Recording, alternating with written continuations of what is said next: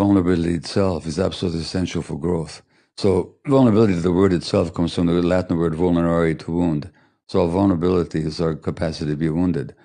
Now, the reality is that as human beings, we're all vulnerable from conception until death. But when we're hurt in childhood and the vulnerability is too painful to bear, we will try and shut down our vulnerability, and for example, by being right. Because if I'm right, then I'm powerful and I can't be assailed anymore, you know? But when we do that, we stop growing. Everything in nature grows only where it's vulnerable. So a crustacean animal like a crab inside a hard shell, it can't grow.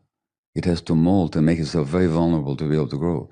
A tree doesn't grow where it's hard and thick, does it? It grows where it's soft and green and vulnerable. So vulnerability is absolutely essential for growth.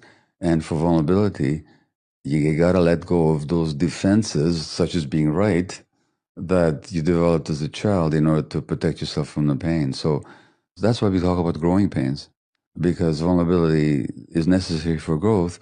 Without vulnerability, there is no growth.